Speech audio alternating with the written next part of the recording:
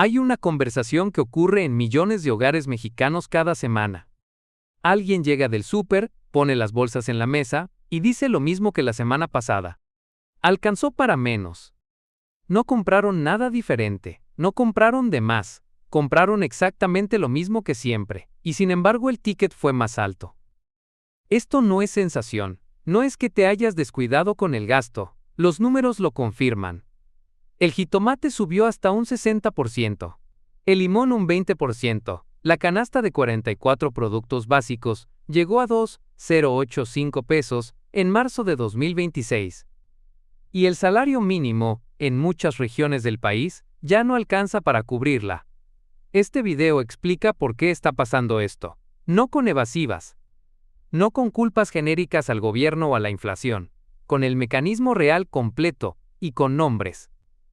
La inflación general en México está en 4,63% anual. Eso suena manejable, pero ese número esconde algo importante. La canasta alimentaria urbana subió 6,5% anual a febrero de 2026, ya por encima de la inflación general. Y algunos productos individuales subieron mucho más. Los productos frescos son los que más duelen porque no tienen sustituto fácil. El jitomate, el limón, las verduras de temporada. Subidas de entre 20 y 60% en meses. La Alianza Nacional de Pequeños Comerciantes monitorea semana a semana el costo de 44 productos esenciales. Su dato de marzo es claro, 2,085 pesos. Eso es lo que cuesta cubrir lo básico. Y no es parejo en todo el país. El Estado de México registra los costos más altos. 2,353 pesos. Nayarit 2,319. Tabasco 2,307.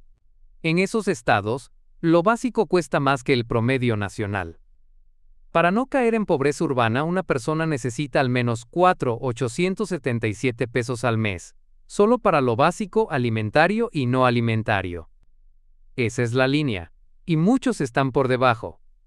Los alimentos no suben por capricho, suben porque cada eslabón de la cadena que los lleva del campo a tu mesa se encareció. El transporte, el diésel sigue caro. Mover frutas y verduras desde Sonora o Sinaloa hasta el centro del país tiene un costo que se traslada al precio final. Los insumos agrícolas, fertilizantes, agroquímicos, semillas, muchos importan o están ligados al dólar. Cuando el peso se debilita, esos costos suben aunque el precio en dólares no cambie. El clima. México ha enfrentado sequías y eventos extremos que dañaron cosechas en varias regiones. Menos oferta de jitomate o limón significa precio más alto en el mercado. Y el tipo de cambio, muchos productos que consume México tienen precio en dólares. Cuando el peso se deprecia, el costo en pesos sube aunque nada haya cambiado en el producto mismo. No es una sola causa, son varias actuando al mismo tiempo. Y cuando confluyen, el resultado es lo que estás viviendo en el súper cada semana. México ha subido el salario mínimo de manera consistente en los últimos años. Eso es real. Pero subir el salario no es suficiente si los precios suben más rápido. Es una carrera, el salario corre, los precios corren más rápido. Y cuando los alimentos suben 6,5% anual, y el poder adquisitivo no crece al mismo ritmo, pierdes terreno cada mes. Un trabajador al salario mínimo gana 278 pesos diarios. La canasta básica de 44 productos cuesta 2,085 pesos.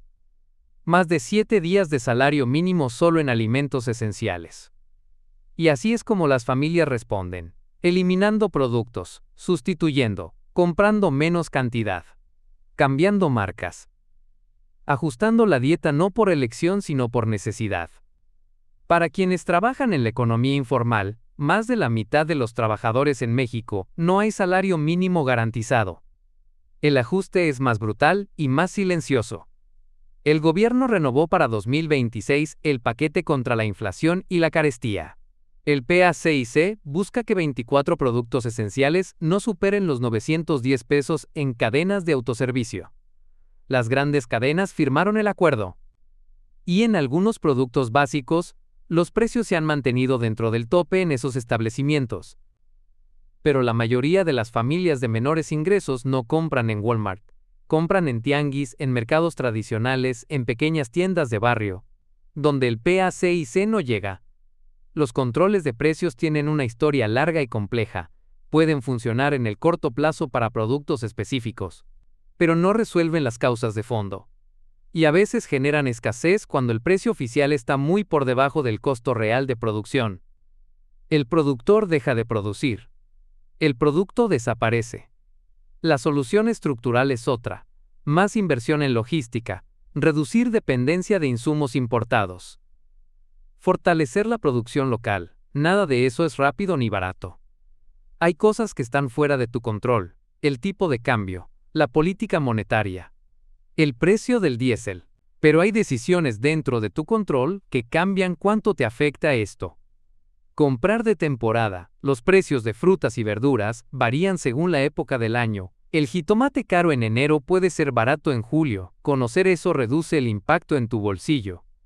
Diversificar dónde compras. Los tianguis y mercados locales tienen precios más bajos en productos frescos, especialmente si compras al mayoreo o al final del día.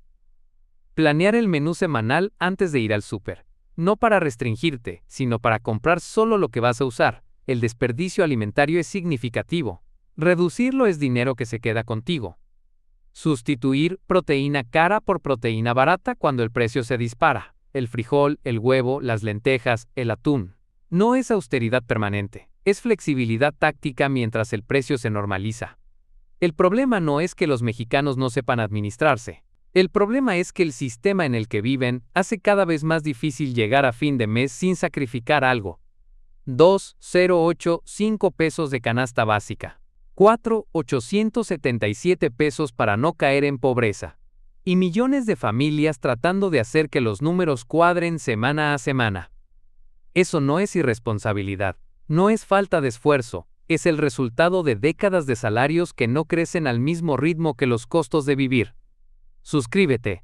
Cada semana explicamos lo que el sistema preferiría que no entendieras. Porque entender cómo funciona el dinero es la única ventaja que nadie te puede quitar.